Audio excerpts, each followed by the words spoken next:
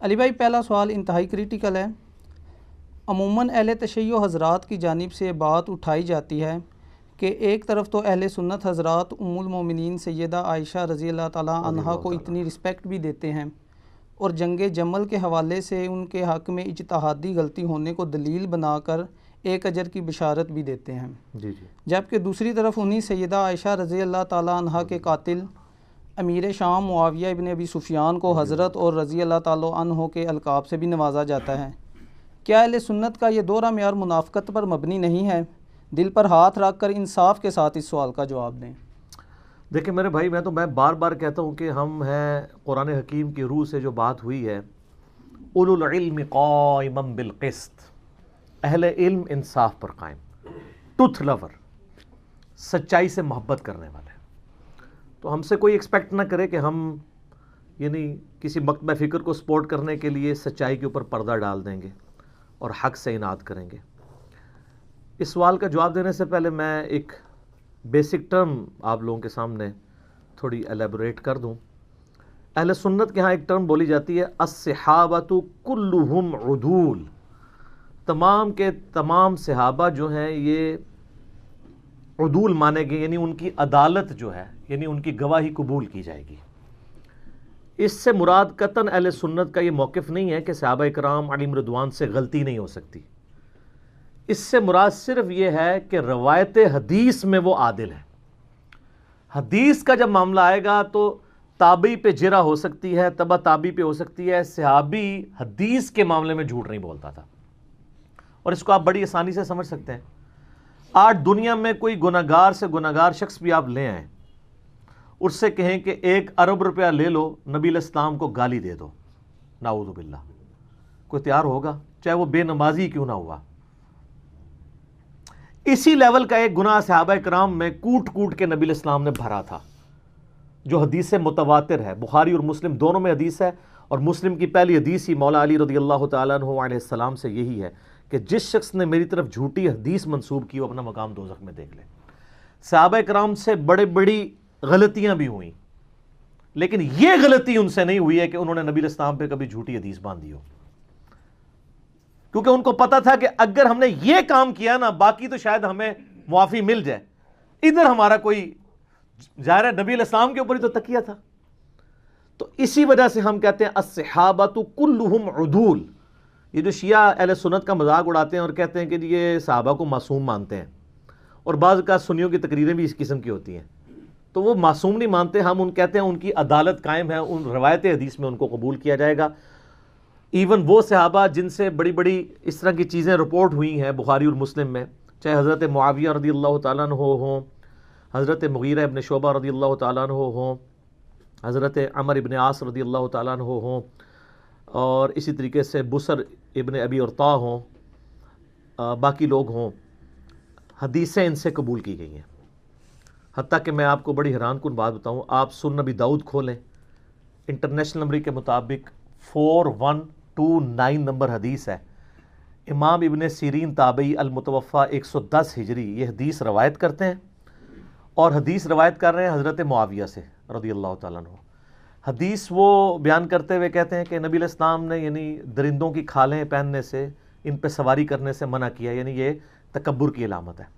حدیث بیان کر کے وہ ساتھ پھر کہتے ہیں وَقَانَ مُعَاوِيَةُ، یعنی معاویہ رضی اللہ تعالیٰ عنہ جو تھے، لا یتہم فی الحدیث عن رسول اللہ صلی اللہ علیہ وآلہ وسلم، ان سے حدیث روایت کرنے کے اعتبار سے ان پہ کوئی تہمت نہیں ہے، وہ متہم نہیں تھے، یعنی ایسا شخص جس پہ تہمت ہونا کہ جھوٹ بولتا ہے، یہ غلط بیانی کرتا ہے۔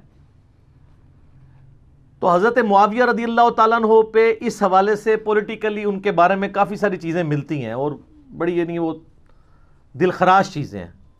وہ میرا کربلا والا آپ ریسرچ پیپر پڑھ لیں، میں اینڈ پہ انشاءاللہ تعارف بھی کروا دوں گا تو آپ کو پتہ چلیں گی۔ لیکن ابن سیرین کہہ رہے ہیں کہ وَقَانَ مُعَاوِيَةُ لَا يُتَّهَّمُ فِي الْحَدِيثِ، حدیث کے معاملے میں اس سے کوئی جھوٹ بولنا ثابت نہیں ہے، باقی زندگی میں ضرور اس سے کوئی ایسی غلطیاں ہوئی ہیں، غلط بیانیاں بھی ہوئی ہوں گی، حدیث اس نے کوئی بیان نہیں کی جھوٹی۔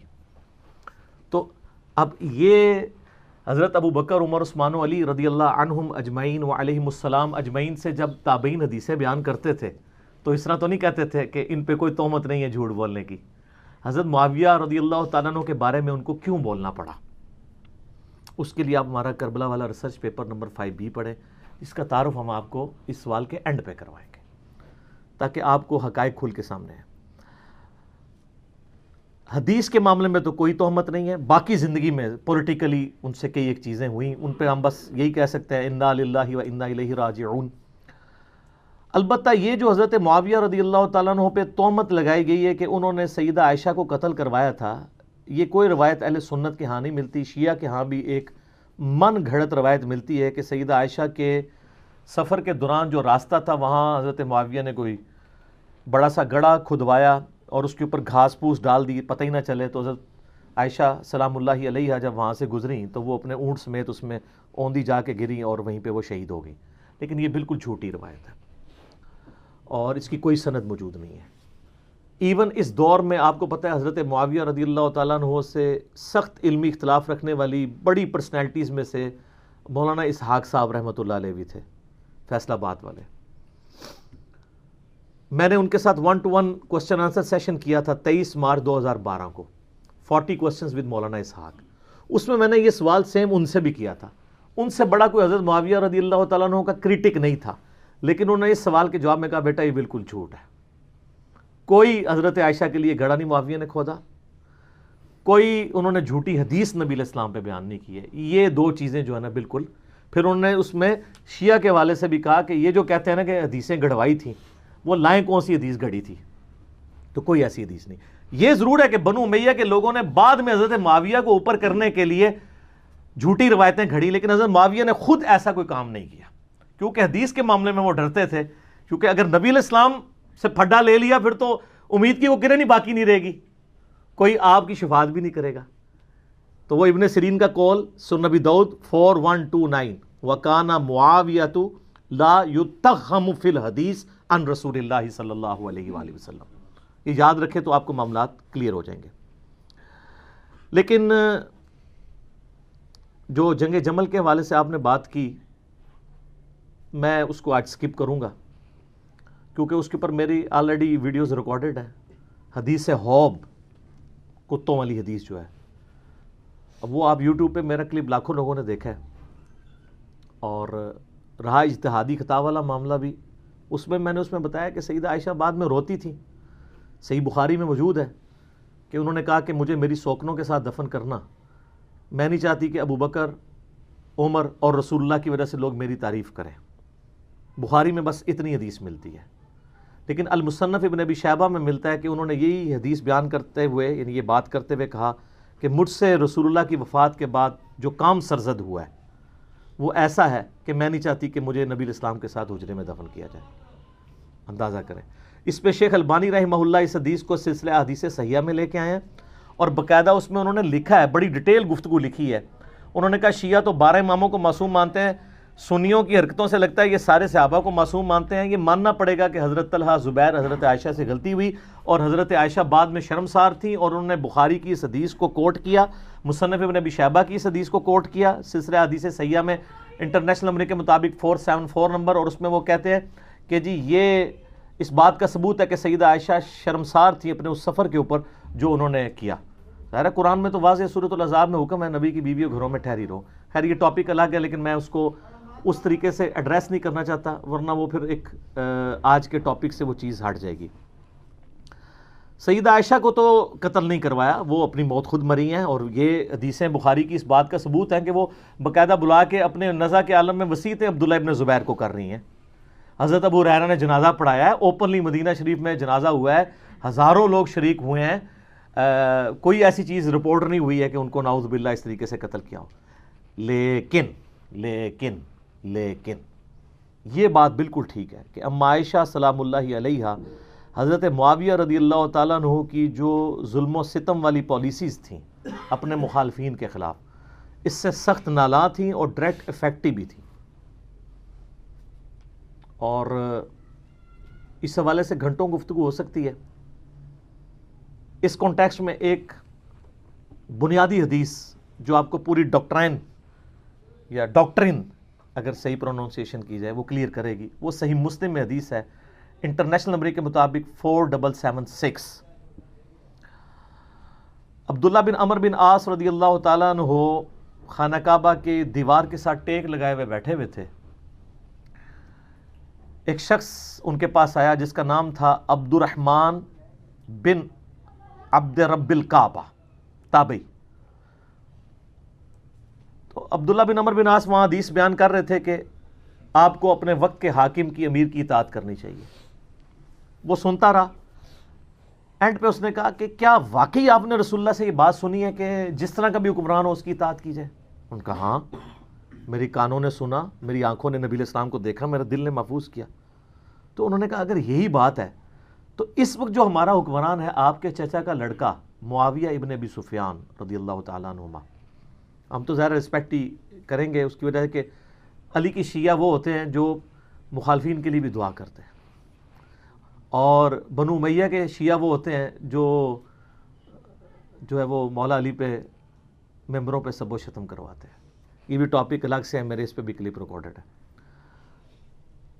تو یہ آپ کے چچا کا جو لڑکا ہے یہ تو ہمیں کہتا ہے کہ ہم لوگوں کا مال ناحق طریقے سے ہڑپ کریں اور لوگوں کو ناحق قتل کریں, جبکہ قرآن کہتا ہے سورہ نساء کی آیت نمبر 29 اس تابعی نے صحابی کو سنائی کہ قرآن تو کہہ رہا ہے کہ ایک دوسرے کا مال حرام طریقے سے ہڑپ مت کرو اور ایک دوسرے کو قتل نہ کرو, اور آپ کے چچا کا لڑکا معاویہ ہمیں اس بات پہ ابھارتا ہے کہ ہم لوگوں کو ناحق قتل بھی کریں, ان کا مال بھی لوٹیں. اب اتنی سخت بات سن کے حضرت معاویہ رضی اللہ تعالیٰ عنہ کے بارے میں ان کے چچا زاد عبداللہ بن عمر بن عاص جو خانہ کعبے کے ساتھ ٹیک لگائے ہوئے بیٹھے تھے وہ خاموش ہو گئے تھوڑی دیر کے لیے, سر جھکا لیا.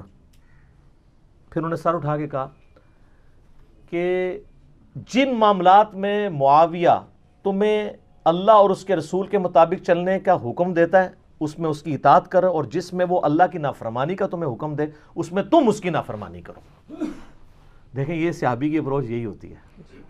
یہ ہے وہ بنیادی حدیث جس سے آپ کو پتہ چلے گا کہ اس وقت سینیریو کیا بنا ہوا تھا. اب اس کے بعد آپ ذرا اس طرف آ جائیں کہ سیدہ عائشہ ڈائریکٹ افیکٹی کیوں تھی. سیدہ عائشہ کے بھائی تھے ایک محمد ابن ابی بکر, ان کو حضرت معاویہ رضی اللہ تعالیٰ عنہ نے قتل کروایا تھا. محمد بن ابی بکر 9 ہجری میں پیدا ہوئے ہیں اور 30 سال سے کم ان کی عمر تھی کہ ان کو قتل کر دیا گیا, اور ان کا بیٹا ایک ہی تھا قاسم, اور قاسم کی جو آگے سے بیٹی تھی وہ تھی فاطمہ جو امام جعفر صادق علیہ السلام کی ماں ہے. اکثر سنی بڑے فخر سے کہہ رہے ہوتے ہیں اہل بیت کے امام جو ہیں وہ تو حضرت ابوبکر صدیق کی اولاد میں سے ہیں. سر حضرت ابوبکر صدیق رضی اللہ تعالیٰ عنہ کی وہ اس اولاد سے ہیں جو بنو امیہ کے بہت مخالف تھی, وہ آپ والی وہ اولاد نہیں ہے. سمجھ رہی بات کی؟ اس کی حدیثیں ہیں بخاری میں قاسم کی جو محمد بن ابی بکر کا بیٹا ہے. اچھا میرے بھائیو, جو محمد ابن ابی بکر ہے نا رضی اللہ تعالیٰ عنہ علیہ السلام, یہ کوئی عام بندہ نہیں ہے. یہ سیدنا ابو بکر کے وہ بیٹے ہیں جو نبی علیہ السلام کے آخری حج کے دوران پیدا ہوئے تھے, اور ان کی والدہ اسما بنت امیس نبی علیہ السلام کے ساتھ حج کے لیے تشریف لے گئی تھی, اور بخاری مسلم میں موجود ہے کہ اس دوران وہ کہتے ہیں میں نے محمد کو جنا. ماشاءاللہ. تو نبی علیہ السلام نے ان کو دیکھا ہوا ہے, ان کی زیارت نبی علیہ السلام نے کی ہے, اور انہوں نے نبی علیہ السلام کی زیارت کی ہوئی ہے, لیکن اپنی شیر خارگی کی عمر میں. صحابی بھی آپ کہہ سکتے ہیں, تابعی تو ہیں ہی ہیں. بار نبی علیہ السلام نے آمنا سامنا ہوا ہے. اچھا پھر سیدنا ابوبکر تو فوت ہو گئے 13 ہجری کے اندر, تو اس وقت ان کی عمر آلموسٹ 4 سال تھی, چھوٹے سے بچے تھے. تو ان کی جو والدہ تھی نا اسما بنت امیس, حضرت ابوبکر کی وفات کے بعد حضرت علی نے ان سے شادی کر لی. اب حضرت علی نے جب شادی کی تو ان کی ساری پرورش محمد بن ابی بکر کی کس نے کی؟ مولا علی نے. اسی لیے جنگ جمل میں اور جنگ صفین میں یہ حضرت علی کے کمانڈر تھے, اور یہی تھے جو سیدہ عائشہ کو جا کے سمجھاتے تھے اجرے میں کہ بہن تو کس طرف چل پڑی ہے. اور یہی وہ تھے کہ جب مولا علی نے سیدہ عائشہ کو احترام کے ساتھ جمل میں شکست کے بعد جب واپس مدینہ شریف روانہ کیا تو محمد بن ابی بکر کو ساتھ بھیجا تھا کہ تم اپنی بہن کے ساتھ جاؤ. تو سیدہ عائشہ کی ان سے ایک بڑا اس اعتبار سے شغف بھی تھا, یہ بڑے ہمدرد بھی تھے. تو یہ محمد بن ابی بکر رحمہ اللہ تعالی و رضی اللہ تعالیٰ عنہ و علیہ السلام کی کلیریفیکیشن اس حوالے سے ضروری تھی. اور دیکھ لیں صرف 30 سال کی عمر میں وہ شہید ہوئے ہیں، لیکن آتی دنیا کے لیے اپنا اثر چھوڑ گئے. اللہ تعالیٰ ان سے راضی ہو. قیامت والے دن اللہ تعالیٰ ہمیں ایسے اپنے نیک بندوں کا ساتھ نصیب فرمائے. آمین ثم آمین. تو ان کو حضرت علی نے اپنے دور میں مصر کا گورنر لگایا تھا اپنے دور خلافت میں. قیس بن سعد سے حکومت نہیں سنبھالی جا رہی تھی، پیچھے سے مالک اشتر کو بھیجا، اس کو زہر دے کے مروا دیا گیا دشمنوں کی طرف سے. تو محمد بن ابی بکر مصر کے گورنر تھے، تو ظاہر کوفے سے دور تھا، شام کی باؤنڈریز لگتی تھی، وہاں سے حضرت معاویہ کی چھاپہ دار جو ٹیمیں ہیں وہ حملے کرتی تھی. تو محمد بن بکر کو قتل کروا دیا، حتیٰ کہ ایک گدھے میں ان کی لاش رکھ کے اس کو آگ لگا دی گئی. استغفر اللہ. اور یہ اس کے اوپر اجماع ہے، کوئی دنیا میں اس کا انکار نہیں کرے گا. ہماری اہل سنت کی تمام کتابوں میں موجود ہے، جتنی بھی صحابہ کرام کی بایوگرافی پہ لکھی گئی ہیں، آپ چاہے وہ آپ تاریخ طبری پڑھ کے دیکھ لیں، ابن جریر المتوفیٰ 310 ہجری، تاریخ ابن کثیر کی المتوفیٰ 774 ہجری، آپ الاستیاب امام ابن عبد البر کی پڑھ کے دیکھ لیں، المتوفیٰ 468 ہجری. آپ کو ساری کتابوں میں ابن اسیر کی جو ہے اسود الغابہ المتوفیٰ 630 ہجری، جس کی شرح ابن حجر اسقلانی المتوفیٰ 852 ہجری، الاصابہ انہوں نے لکھی. 8000 صحابہ کرام کے حالات زندگی اس میں لکھے ہیں، اردو میں ترجمہ ہو کے آ چکی ہے. آپ اس میں محمد بن ابی بکر کا پڑھ لیں، ان کے ساتھ کیا ہوا تھا. حتیٰ کہ صحیح مسلم شریف میں بھی اس کا ذکر موجود ہے، انٹرنیشنل نمبر کے مطابق 4722 اشارتاً صحیح مسلم میں آتا ہے. اما عائشہ سے ایک بندہ مصر سے ملنے کے لیے آیا، تو انہوں نے پوچھا ہاں مصر کے حکمران کی کیا حالت ہے، کیونکہ اما عائشہ کے بھائی کو مار کے تو وہاں حضرت معاویہ نے اپنا حکمران لگا دیا تھا، اور مصر جو ہے وہ چھین لیا تھا حضرت علی سے. تو ظاہر ہے جو دنیا دار بادشاہ ہوتے ہیں وہ اپنے چمچوں کو نوازتے ہیں. تو ان کا ہمارا جو گورنر ہے وہ تو بہت اچھا ہے، ہمارا خرچہ پانی ختم ہو جائے خرچہ دے دیتا ہے، ہمارا اگر گھوڑا مر جائے نیا گھوڑا خرید کے دے دیتا ہے، اور اگر کوئی غلام مر جائے تو نیا غلام دے دیتا ہے. تو سیدہ عائشہ نے کہا کہ جو کچھ تم لوگوں نے میرے بھائی محمد ابن ابی بکر کے ساتھ کیا، تمہارے اس مصر کے گورنر نے اور اس پارٹی نے، یہ بات مجھے اس چیز سے نہیں روکے گی کہ میں تمہیں رسول اللہ کی ایک حدیث سناؤں جو اسی حجرے میں جہاں تم مجھ سے ملنے آئے ہو. اما عائشہ وہ پردے میں ملا کرتی تھی. اسی حجرے میں نے اللہ کے محبوب صلی اللہ علیہ وآلہ وسلم سے سنا تھا کہ آپ علیہ السلام یہ دعا کیا کرتے تھے، اے اللہ جو حکمران اپنی رعایا کے ساتھ سختی کرے تو بھی اس کے ساتھ سختی فرمانا، اور جو اپنی رعایا کے ساتھ نرمی کرے تو بھی اس کے ساتھ نرمی فرمانا. اور جو کچھ تم لوگوں نے میرے بھائی کے ساتھ کیا، یعنی وہ یہ کہنا چاہ رہی تھی کہ اللہ تعالیٰ ہی اس کا پھر بدلہ ہمیں لے کے دے گا، جو کچھ تم لوگوں نے میرے بھائی کے ساتھ محمد ابن ابی بکر کے ساتھ کیا رضی اللہ تعالی عنہما وعلیہم السلام. تو سیدہ عائشہ اس وجہ سے حضرت معاویہ سے ناراض تھی. یہ تو ایک بھائی کا آپ نے سنا. ایک دوسرا بھائی تھا، وہ تھا عبد الرحمن بن ابی بکر، اور وہ ایسا بھائی تھا کہ اس کی ماں اور سیدہ عائشہ کی ماں بھی سیم تھی. ادھر تو باپ سیم تھا، ماں الگ تھی. عبد الرحمن بن ابی بکر ہمارے سب کانٹیننٹ کے اعتبار سے سگا بھائی تھا. ویسے تو سگا بھائی ہوتا ہے جب باپ ایک ہو جائے ماں ڈیفرنٹ بھی ہو. تو اس کے بارے میں آپ صحیح بخاری اٹھا کے دیکھ لیں، 4827 نمبر حدیث ہے انٹرنیشنل نمبر کے مطابق. مروان جب حجاز کا گورنر ہوتا ہے، مسجد نبوی میں خطبہ دیتے ہوئے وہ بار بار یزید ابن معاویہ کا ذکر کرتا ہے تاکہ وہ بیعت لے حضرت معاویہ کے بعد ان کے بیٹے کے لیے. یہ بخاری کے الفاظ ہیں. اور اس کے لیے ظاہر جب وہ فضائل و برکت، جیسے یہاں بھی ہوتا ہے کہ امت کے وسیع تر مفاد میں، یا میرے عزیز ہم وطنوں، یہ وہی چیز. تو اللہ تعالیٰ نے امیر المومنین کو یہ بات سجھائی ہے. اچھا، یہ بخاری میں بھی حدیث ہے، اور یہ آپ کو ڈھونڈنا کو مشکل نہیں ہے. آپ تفسیر ابن کثیر کھول کے سورۃ الاحقاف پارہ نمبر 26 میں آیت نمبر 17 کے کانٹیکسٹ میں بخاری کی حدیث اور جتنی اور حدیثیں ہیں، یہ حدیث المستدرک للحاکم کے اندر بھی موجود ہے بڑی ڈیٹیل کے ساتھ، اور یہ حدیث سنن نسائی الکبریٰ کے اندر بھی موجود ہے بڑی ڈیٹیل کے ساتھ. اور یہ سارے کے سارے ترک حافظ ابن کثیر المتوفا 774 ہجری نے سورۃ الاحقاف آیت نمبر 17 کے کانٹیکسٹ میں ساری حدیثیں ایک جگہ جمع کر دی ہیں، بخاری کی، حاکم کی، نسائی کی، باقی کتابوں کی۔ پہلے میں بخاری والا حصہ بتاتا ہوں آپ کو۔ تو بخاری کے الفاظ ہیں، عبد الرحمن بن ابی بکر کھڑے ہوئے اور انہوں نے اس حاکم وقت کو کچھ کہا۔ اب امام بخاری نے یہ نہیں بتایا کہ کیا کہا، لیکن یہ بات سمجھ آ گئی کہ گل چوبے علی کی تھی، اگر لگ گئی جا کے، کیونکہ وہ بھی اس قسم کی باتیں کر رہا تھا۔ وہ باتیں میں آپ کو دوسری کتابوں سے، حاکم سے اور سنن نسائی الکبریٰ سے بتاؤں گا، اور تفسیر ابن کثیر کھول کے آپ لوگوں کے گھروں میں ہوگی، پڑھ لیں، PDF فریلی اویلیبل ہے۔ تو اس کے بعد بخاری کے الفاظ ہیں کہ وہ مروان کو غصہ آیا، اس نے کہا پکڑو اسے، گرفتار کرو، آج کے دور میں نیب کے حوالے کرو۔ تو سیدنا عبد الرحمن بن بکر فوراً جا کے مسجد نبوی کے ساتھ ایڈجسنٹ اما عائشہ کا حجرہ تھا، اس میں جا کے چھپ گئے۔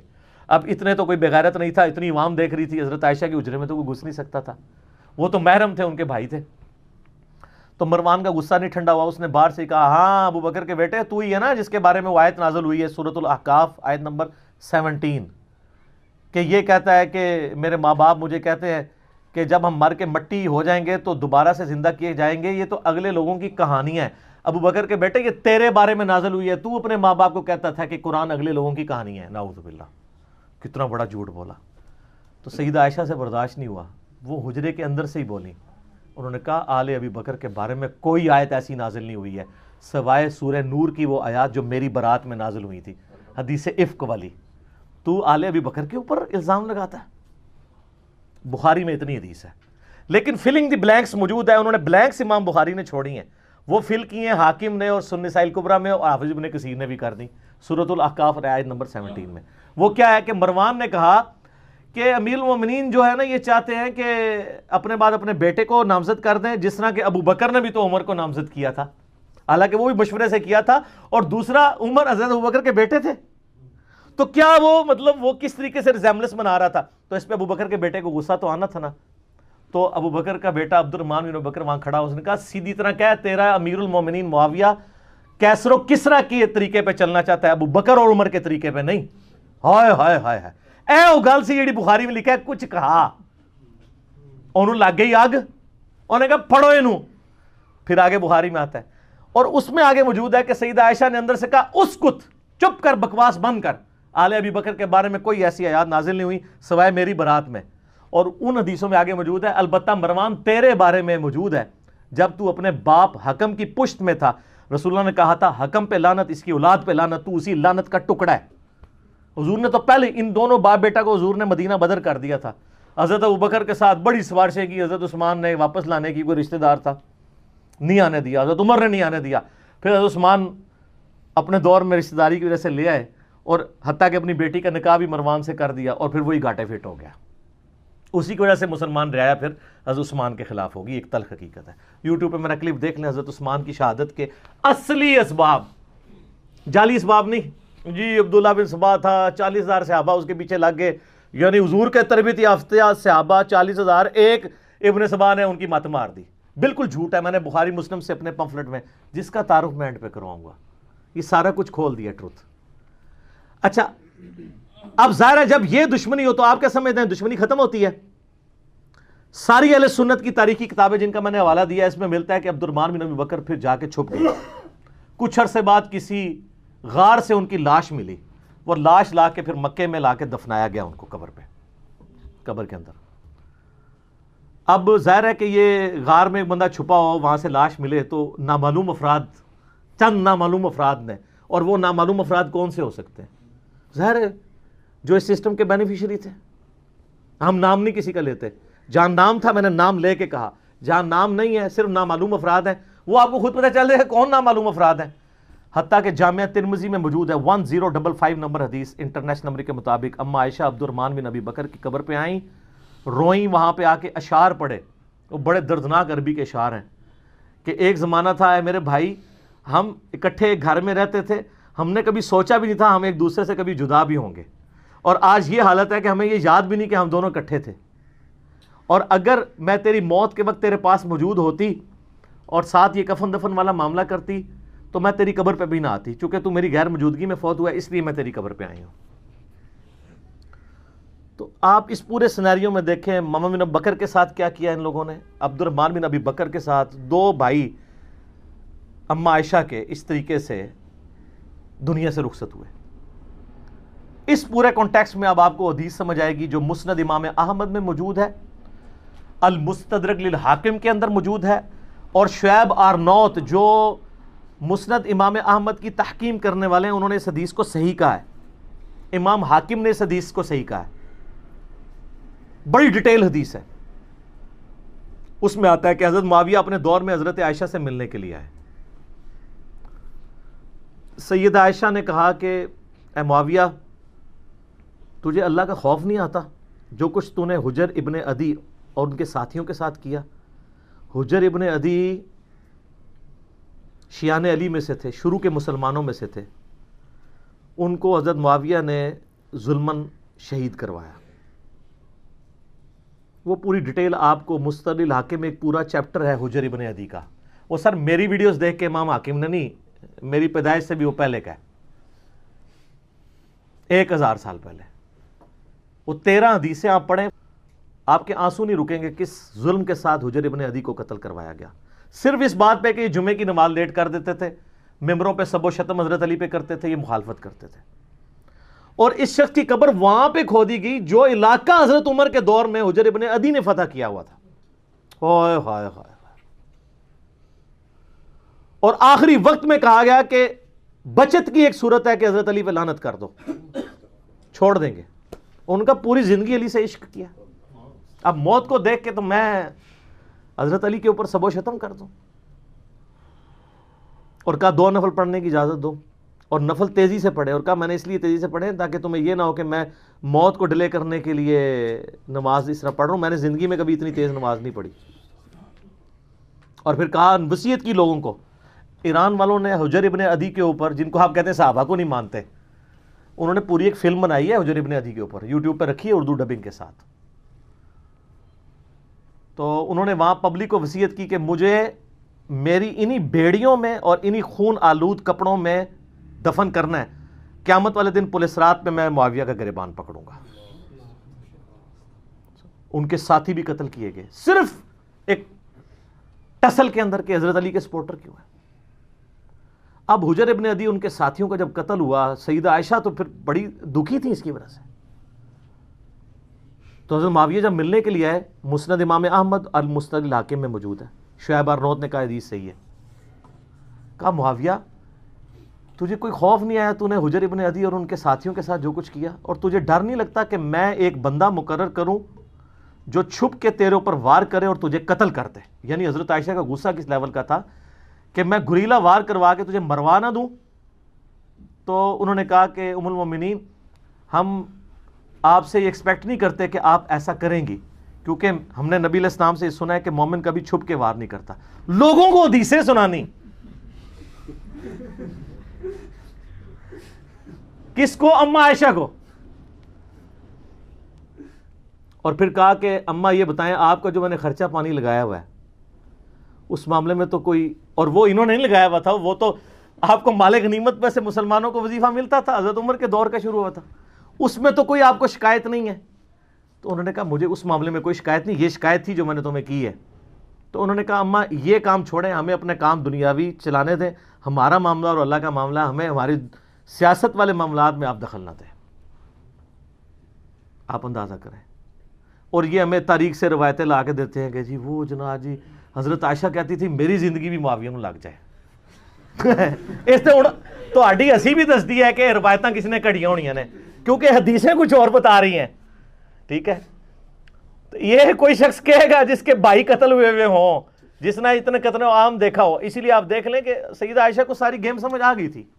جنگ جمل میں بھی ان کو مس یوز کیا گیا, بعد میں ان کو ساری بات سمجھ آ گئی تھی. تو یہ وہ کہانیاں بنا بنا کے بتاتے ہیں. تو اب اس پورے سینیریو میں دیکھیں, اماں عائشہ سلام اللہ علیہا کو بڑا قلق تھا حضرت معاویہ رضی اللہ تعالیٰ عنہ کے اس طرح کے ایٹیچیوڈ کے اوپر, اس لیے انہوں نے یہ بات کی. اور میں آپ کو بتاؤں, میں گھنٹوں فی الودی بول سکتا ہوں ہمارے جو ائمہ اہل سنت تھے ان کی کتنی سخت رائے اس کی وجہ سے بنی. مثلا امام ہیں علی ابن الجعد, بعض سے ابن الجود پڑھتے ہیں لیکن یہ زبر کے ساتھ ہے. المتوفا 230 ہجری، امام بخاری امام مسلم کے استاد ہیں. صحیح بخاری میں 14 حدیثیں، 14 حدیثیں ان سے ہیں.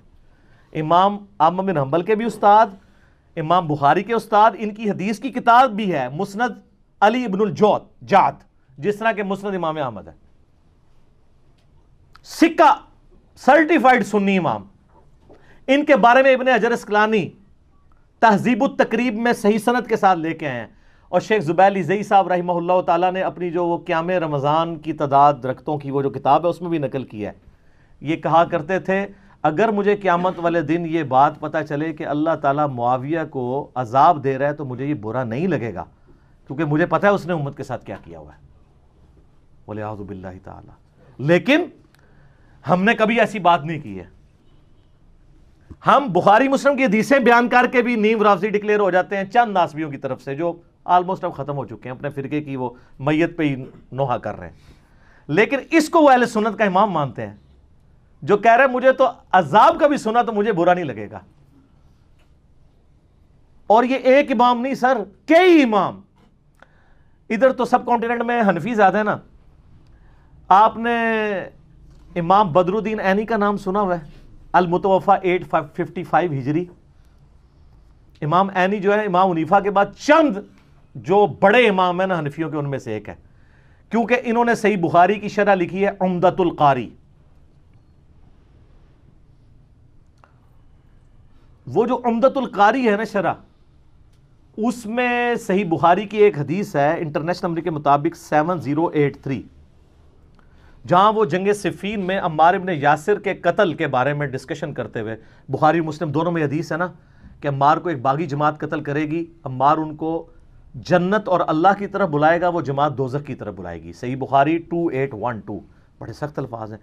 اس حدیث کو ڈسکس کرتے ہوئے ایک اور موقع پہ صحیح بخاری کے اندر 7083 نمبر حدیث کہ اگر ایک مسلمان دوسرے کے خلاف تلوار اٹھا لے، اس حدیث کے کانٹیکسٹ میں ڈسکس کرتے ہوئے عمدۃ القاری کے اندر جو ہے نا امام بدر الدین عینی نے جو کچھ لکھ دیا ہے نا سرکار، وہ اتنا سخت ہے. یہ میرے پمفلٹ میں ڈلا ہے کہ اس کا تعارف اینڈ پہ آپ کو کرواؤں گا. میں آپ کو صرف ورڈ بائی ورڈ وہ پڑھ کے سناتا ہوں. وہ کہتے ہیں کہ امام کرمانی نے کہا کہ سیدنا علی اور حضرت معاویہ دونوں ہی مجتہد تھے. زیادہ سے زیادہ یہ ہو سکتا ہے کہ حضرت معاویہ کو اجتہاد میں خطا لاحق ہو گئی ہو، ان کو 1 اجر ملے گا جبکہ سیدنا علی کو 2 اجر ملیں گے. اعلیٰ یہ بھی کہانی ہے. وہ بخاری مسلم میں حدیث ہے کہ حکمران وقت اگر غلط اجتہاد کرے تو اسے 1 اجر ہے اور اگر صحیح کرے تو 2 ہے. مخالفین کو تو باغی کہا گیا ہے، ان کے لیے تو حدیث ہی نہیں ہے، ادھر سے پکڑ کے فٹ کرنے کی کوشش کرتے ہیں. یہ حدیث ہی کچھ اور تھی. بہرحال تو وہ آگے لکھتے ہیں کہ یہ کرمانی نے تو یہ کہا، لیکن میں کہتا ہوں، امام عینی حنفی کہتے ہیں کہ حضرت معاویہ کو خطا کو اجتہادی خطا کیسے کہہ دیا جائے اور ان کے اجتہاد پہ کیا دلیل ہے، حالانکہ ان کو یہ حدیث بخاری اور مسلم کے حوالے سے پہنچ چکی تھی کہ آپ علیہ السلام نے فرمایا افسوس ابن سمیہ کو ایک باغی جماعت قتل کرے گی، اور ابن سمیہ عمار ابن یاسر ہے اور ان کو حضرت معاویہ کے گروہ نے جنگ صفین میں قتل کیا. کیا حضرت معاویہ اس پہ راضی نہیں ہے کہ اللہ تعالیٰ ان کو برابر چھوڑ دے، چہ جائے کہ ان کو سیدنا علی کی بغاوت پر 1 اجر بھی ملے؟ یہ حنفی سارے ٹھیکیدار بنے ہوئے ہیں نا. اے اپنے امام کے آپ ورڈ پڑھیں. اچھا اس کے علاوہ آپ نے ایک اور بڑا نام سنا ہوگا، ملا علی قاری. سنا ہے نا؟ بڑے مشہور ہیں. المتوفا 1014 ہجری. انہوں نے مشکات کی شرح لکھی ہے مرقات المفاتیح. پوری دنیا میں ایک اتھینٹک شرح مانی جاتی ہے، کوئی شک نہیں اس میں، کمال کام کیا ہے انہوں نے. اس میں جب مشکات میں حدیث آتی ہے نا یہ عمار کو باغی جماعت قتل کرے گی، انٹرنیشنل نمبر کے مطابق مشکات میں بھی یہ بخاری مسلم کے حوالے سے آئی ہے 5878 مشکات کے اندر. تو اس حدیث کے تحت ملا علی قاری، جنہوں نے میری ویڈیوز نہیں دیکھی ہوئی تھی، میری ویڈیوز سے بہت پہلے ان کے کمنٹس پڑھیں آپ، سنیں جی ورڈ بائی ورڈ. میں کہتا ہوں کہ جب حضرت معاویہ پر واجب تھا کہ وہ اپنی بغاوت سے رجوع کر کے خلیفہ برحق حضرت علی کی اطاعت کی طرف آ جاتے، مخالفت چھوڑ دیتے اور خلافت منفیہ یعنی نفع حاصل کرنے کی طلب سے یہ خلافت کے حوالے سے اس کو ترک کر دیتے، جو انہوں نے نہیں کیا، تو اس سے ظاہر ہوتا ہے کہ وہ باطن میں باغی تھے اور ظاہر میں خون عثمان کو ڈھال بنائے ہوئے تھے. وہ کہتے ہیں گل وچ کوئی اور ہے، حضرت عثمان کا نام یوز ہو رہا تھا، اندر مسئلہ کچھ اور تھا. یہ میں نہیں، ملا علی قاری.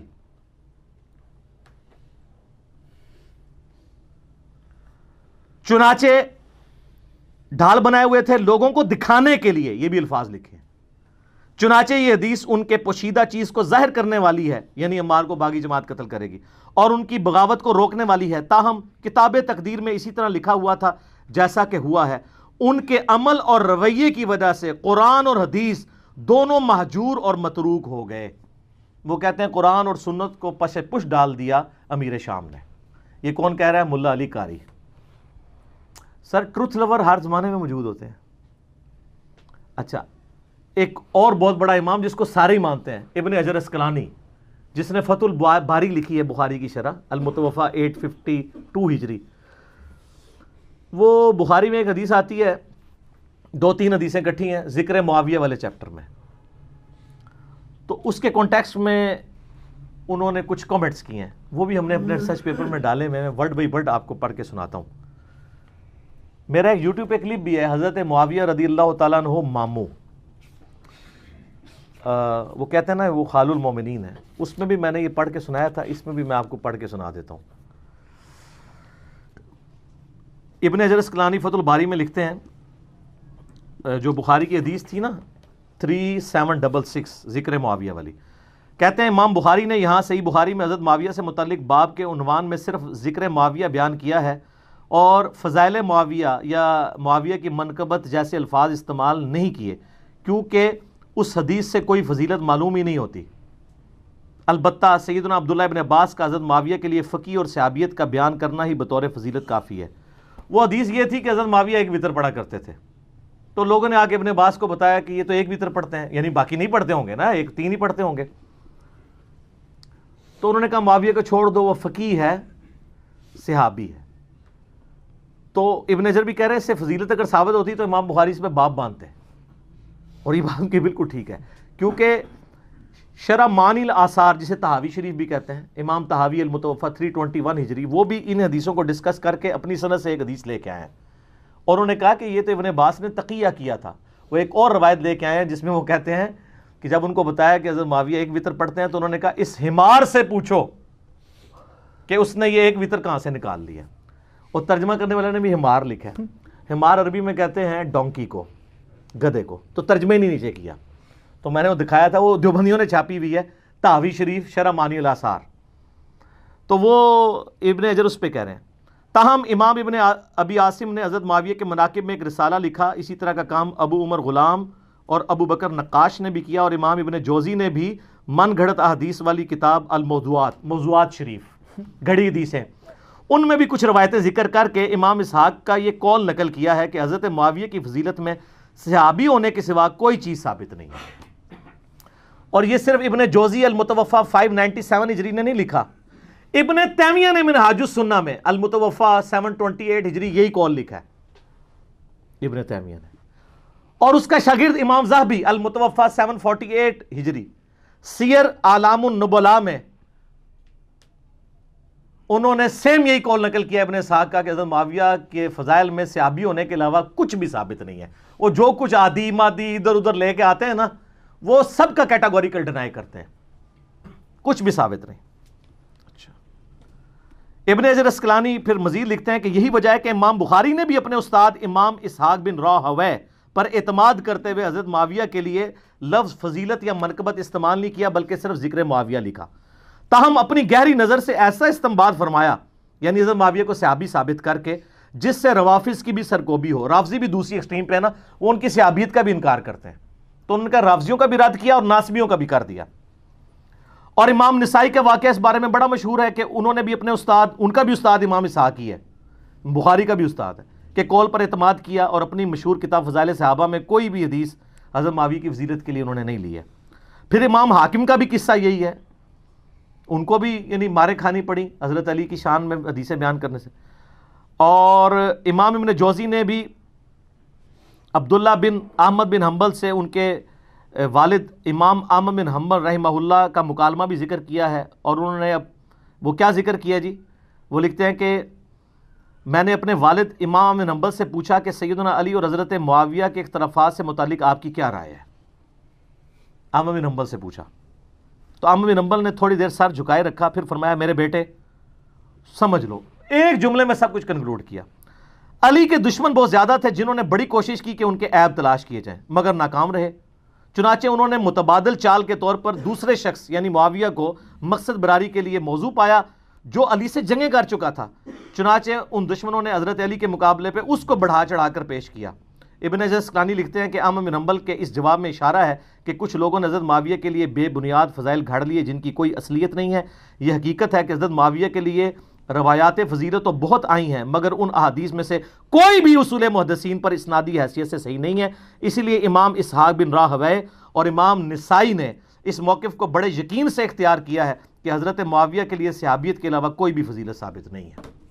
اور امام نسائی کو تو آپ کو پتہ ہے شہیدی اسی وجہ سے کیا گیا تھا، وہ کہتے ہیں نہیں کوئی ثابت نہیں ہے۔ دارالاسلام والوں نے سنن نسائی جو اردو میں چھاپی ہے اس کے مقدمے میں ان کی شہادت کا واقعہ تواتر سے ہی نقل ہوا ہے، تمام ائمہ محدثین نے نقل کیا ہے کہ امام نسائی جو ہے وہ مقتول جو ہے وہ محبت اہل بیت ہیں، ٹھیک ہے۔ تو یہ نہیں اماموں کی آپ دیکھیں کہ یعنی کہ اماموں کے کامنٹس ہیں، یہ میرے کہنے پہ نہیں۔ اور ابھی پچھلے دنوں میرا ایک کلپ ریکارڈ ہوا ہے محمد بن عبد الوہاب شیعہ، اس میں نے محمد بن عبد الوہاب کے بیٹے عبداللہ بن محمد بن عبد الوہاب المتوفی 1246 ہجری ان کے کتنے حوالے دیے؟ تلک عشرۃ کاملہ، 10 حوالے دیے ہیں، 2-3 سن لیں۔ ایک وہ لکھتے ہیں کہ حضرت علی والے چیپٹر میں اینڈ پہ حضرت معاویہ نے اہل شام سمیت حضرت علی کی بیعت نہیں کی، پھر ان کی صرف مخالفت ہی نہیں کی بلکہ ان پر قتل عثمان میں معاونت اور رضامندی کا بھی الزام دھرا مگر اللہ نے ان کو بچا لیا۔ کتنے سخت الفاظ ہیں۔ پھر وہ آگے لکھتے ہیں عمار کی شہادت کے بعد عمر ابن عاص نے تو لڑائی ترک کر دی تھی اور بہت سے لوگوں نے پیروی چھوڑ دی تھی حضرت معاویہ کی۔ حضرت معاویہ نے ان سے پوچھا کہ آپ نے لڑائی کیوں ترک کی؟ انہوں نے کہا ہم نے عمار کو قتل کر دیا ہے اور میں نے حضرت سے سنا تھا صلی اللہ علیہ وآلہ وسلم کہ عمار کو ایک باغی جماعت قتل کرے گی، معلوم ہوا کہ ہم باغی ہیں۔ حضرت معاویہ بولے خاموش رہو، واللہ تو اونٹ کی طرح اپنے ہی پیشاب میں گرتا ہے۔ یہ عرب کا محاورہ تھا کہ تجھے اگر پتہ ہے تو اپنے ہی پیشاب اس پر ڈگنا ہے۔ کیا ہم نے ان کو قتل کیا؟ ان کو تو علی ان کے ساتھیوں نے قتل کیا جنہوں نے لا کے انہیں ہماری تلواروں کے درمیان پھینک دیا، ہم تو اپنے بچاؤ میں لڑ رہے تھے جس میں وہ قتل ہو گئے۔ اس کی خبر جب حضرت علی کو ہوئی تو انہوں نے فرمایا اس طرح تو پھر حضرت حمزہ کو حضرت نے خود قتل کیا تھا کہ جنہوں نے کافروں کے مقابلے پہ حمزہ کو بھیج دیا۔ ہائے کتنی بڑی پھکی دیتی مولا علی نے، ایڈی بڑی پھکی مولا علی دے سکتے ہیں یا انجینئر علی صاحب دے سکتے ہیں۔ انہوں نے کہا اگر یہ اتنی لاجک مان لی جائے، وہ تو عمار تو حضرت علی کی فیور میں لڑ رہا تھا، تو کہہ رہے نہ وہ آتا حضرت علی کی طرف سے نہ ساڑی تلوار تھلے آگے مردا، نعوذ باللہ۔ آگے پھر انہوں نے ایک اور جگہ لکھا ہے اسی میں حضرت علی والے چیپٹر میں، بنو امیہ ان کی تنقیص اور ان کے بارے میں نازیبا الفاظ استعمال کرتے رہے۔ میں نے بخاری مسلم سے ثابت کیا ہے کہ ممبروں پر حضرت علی پہ یہ لوگ لعنت کرواتے تھے۔ صحیح مسلم 6229 انٹرنیشنل نمبر کے مطابق الفاظ ہے لعن اللہ ابا تراب، علی ابن ابی طالب ابو تراب پر اللہ کی لعنت، نعوذ باللہ۔ انہی پر لوٹ کی ظاہر ہے۔ وہ کہتے ہیں نازیبا الفاظ استعمال کرتے رہے مگر اس سے علماء کے دل میں علی کی محبت اور بڑھ گئی، قدر و منزلت میں اضافہ ہو گیا۔ عمر بن عبداللہ بن زبیر کہتے ہیں کہ بنو امیہ 60 سال تک حضرت علی کو گالیاں دیتے رہے مگر ان کا کچھ نہ بگاڑ سکے، بلکہ ان کی شان پہلے سے بھی بلند ہو گئی۔ دین نے ایک عمارت کھڑی کی جسے دنیا نے گرانے کی کوشش کی، دنیا کچھ نہ بنا سکی مگر جو کچھ بنایا اس کو بھی منہدم کر دیا، یعنی دنیا اپنا بھی گواہ بیٹھی، حضرت علی کو نہیں نیچے کر سکی۔ تو اس قسم کی یعنی کئی ایک محدثین کے اقوال ہیں۔ اب یہ سارے کے سارے مولوی پنجے جھاڑ کے پڑ گئے پیچھے مودودی صاحب کے، حالانکہ میں بتاؤں آپ نے اس سارے ائمہ کے اقوال سنے، سب سے سافٹ لینگویج اگر کسی کی ہے تو مودودی صاحب کی ہے۔ آپ سن کے حیران ہو جائیں گے، مولانا مودودی نے خلافت و ملوکیت کا جو چوتھا چیپٹر ہے، 4 نمبر چوتھا چیپٹر، خلافت راشدہ سے ملوکیت کا سفر، اس کے اینڈ پہ کچھ جملے لکھے ہیں، ورڈ بائی ورڈ سنیں۔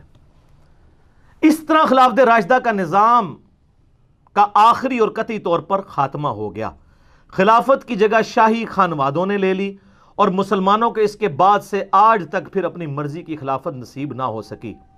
حضرت معاویہ رضی اللہ تعالیٰ عنہ کے محامد اور مناقب اپنی جگہ پر، ان کا شرف صحابیت بھی واجب الاحترام ہے، ان کی یہ خدمت بھی ناقابل انکار ہے کہ انہوں نے پھر سے دنیا اسلام کو ایک جھنڈے کے تلے جمع کیا اور دنیا میں اسلام کے غلبے کا دائرہ پہلے سے زیادہ وسیع کر دیا۔ ان پر جو شخص لان تان کرتا ہے وہ بلا شبہ زیادتی کرتا ہے۔ یہ مودودی صاحب لکھ رہے ہیں، کہتے ہیں ایک مودودی 100 یہودی، پڑھے بغیر ہی، ایک غریب تو بدتمیز، پڑھا ہے ہی کچھ نہیں، الزام۔ لیکن ان کے غلط کام کو تو غلط کہنا ہی ہوگا، اسے صحیح کہنے کے معنی یہ ہوں گے کہ ہم اپنے صحیح اور غلط کے معیار کو خطرے میں ڈال رہے ہیں۔ بس کون سی سخت لینگویج استعمال کی ہے؟ یعنی 6 جملوں میں سے 5 تعریفی ہیں اور ایک میں کہا کہ یار اولو العلم قائما بالقسط بنو، ورنہ کل کو کوئی بھی بندہ جو ہے نا وہ اپنی غلطیوں کی جعلی تعویلات کرنا شروع کر دے گا۔ یہ کوئی کرائٹیریا نہیں ہے کہ آپ اس طریقے سے چیزیں پکڑیں اور کسی شخص کے بارے میں اس کا جھوٹا دفاع کریں، اس کی وجہ سے دین کی عمارت ہی گرنی شروع ہو جائے۔ تو مودودی صاحب کے پیچھے لوگ پنجے جھاڑ کے پڑ گئے۔ اللہ کے فضل سے میں نے جو ہے نا وہ ہمت دکھائی اور یہ کہتے تھے تاریخی روایتیں۔ ویسے اب خلافت و ملوکیت کا ایک نیا ورژن آیا جس میں پوری تخریج ہوئی ہے، کہ پہلے بھی حوالے دیے تھے، اب ذرا ڈیٹیل کے ساتھ ہے، جلد نمبر یہ وہ، ہم اس کو یعنی اپنی ویڈیو میں JPGs کے طور پہ ایڈ کریں گے۔ خلافت و ملوکیت سارے لوگ لے کے پڑھیں۔ ویسے 400 روپے مارکیٹ میں قیمت ہے، ہول سیل پرائز میں کارڈ والی آلموسٹ 250 کی اور گتے والی 300 کے قریب مل جائے گی۔ ہم کوشش کر رہے ہیں اپنی اکیڈمی میں منگوا لیں ہول سیل پرائز والی، پھر آپ لوگ منگوا بھی سکتے ہیں یہاں سے انشاءاللہ تعالی۔ میں نے بات کی ہے ان سے، پبلشر سے ان کے۔ تو خلافت و ملوکیت آپ پڑھیں تو آپ کو پوری ڈاکٹرن سمجھ آ جائے گی۔ پھر بھی میں نے اس پورے مقدمے کا دفاع کیا، اور یہ جو کہانی کراتے ہیں جی پہلے خلافت و ملوکیت اور تھی اب والی اور ہے، اور جب 1967 میں انہوں نے لکھی ہے نا اسی وقت مولوی ان کے خلاف ہو گئے تھے، اور وہی عبارتیں اگر آج والی میں موجود ہیں وہ آپ کے مولویوں کی کتابوں میں تو ہے نا جس پہ گرفت کی ہوئی ہے، تو اس کا مطلب تبدیل نہیں ہوئی، جھوٹ بول رہے ہیں، پہلے دن سے وہی ہے، کوئی تبدیل نہیں کی ہے، وہ ہے اتنی مضبوط کتاب ہے۔ میرا یوٹیوب پہ کلپ بھی ہے خلافت و ملوکیت کے دفاع پہ، وہ آپ دیکھ لیں۔ دیوبند کے اپنے علماء نے بھی دفاع کیا ہے، مفتی عامر عثمانی کا میں نے بتایا تھا۔ یہ سر میرا ریسرچ پیپر ہے، واقعہ کربلا کا حقیقی پس منظر، 72 صحیح الاسناد احادیث کی روشنی میں، جس میں میں نے 200 روایتیں اکثر بخاری اور مسلم سے جمع کی ہیں، اہل سنت کی مین سٹریم کتابوں سے۔ 72 کا ٹائٹل میں نے شہدائے کربلا کی نسبت سے لیا، حدیثیں 200 سے زیادہ ہیں، ایک ایک نمبر پہ کئی حدیثیں ہیں۔ مثلا 33 نمبر پہ غدیر خم کے 8 طرق میں نے جمع کیے ہیں۔ یہ پمفلٹ عربی میں بھی ہے، اردو میں بھی ہے، انگلش میں بھی ہے، ہندی میں بھی ہے، تو باقی تو کوئی زبان بچی نہ نا۔ فری ڈاؤن لوڈ کریں اس کی سافٹ کاپی، پروفیشنل PDF ہماری ویب سائٹ ahlusunnatpak.com سے، اور اگر آپ کو ہارڈ کاپی چاہیے آپ ہمارے اکیڈمی کے نمبر پہ رابطہ کریں، صبح 9 سے لے کے شام 5 بجے تک، +92-321-5900-162۔ پاکستان سے کریں گے تو 0321-5900-162 رابطہ کریں۔ یہ اور اس کے ساتھ میرے 8 ریسرچ پیپر اور 9 ریسرچ پیپر اور 3 اذکار کارڈ، 12 کا پیکج، نو پروفٹ اور تھوڑے سے لاس پہ، صرف 200 روپیز میں پورے ملک کے اندر ہم بھیجتے ہیں۔ اس کی فوٹو کاپی نہیں 200 روپے کی ہوتی، اور یہ کلرڈ چھپے ہوئے ہیں سارے ریسرچ پیپرز، وہ آپ منگوائیں اور اس کو آپ پڑھیں۔ اس میں میں نے اکثر حدیثیں بخاری مسلم سے دور حاضر کے بڑے بڑے محدثین، شیخ البانی، شیخ زبیر لیزئی، شیخ شعیب ارنوت رحمہم اللہ اجمعین، اور اس کے علاوہ باقی محدثین کی باقاعدہ تحکیم لگائی ہوئی ہے، اور پوری گیم سمجھائی ہے خلافت راشدہ سے، سیدنا عمر کی شہادت سے لے کے سیدنا حسین کی شہادت تک، خلفائے راشدین کون ہے، سیدنا عثمان کی شہادت کے اصلی اسباب کیا ہے، جنگ جمل صفین نہروان کے اوپر بخاری مسلم کی حدیثیں، اس کے بعد صلح حسن، پھر حضرت معاویہ کا دور ملوکیت، اور پھر یزید کی ولی عہدی، اور پھر الٹیمیٹلی سیدنا حسین ابن علی کی مظلومانہ شہادت، یہ سارے کے سارے ٹاپکس میں نے ان ڈیپتھ اس کے اندر کور کیے ہیں۔ آپ اس کو منگوائیں، خود بھی پڑھیں، اور پھر آپ نے نا اس کو پڑھنے کے بعد ایک بار جھوم کے کہنا ہے کیا، نہ میں وابی نہ میں بابی، میں ہوں مسلم علمی کتابی، ہم علمی کتابی ہیں، بابوں کے ماننے والے نہیں ہیں۔ ٹھیک ہوگا جی؟ ابھی اذان مغرب ہوا چاہتی ہے، تو اذان مغرب کا وقفہ کر لیتے ہیں، چھوٹا سے وقفے کے بعد ملتے ہیں انشاءاللہ۔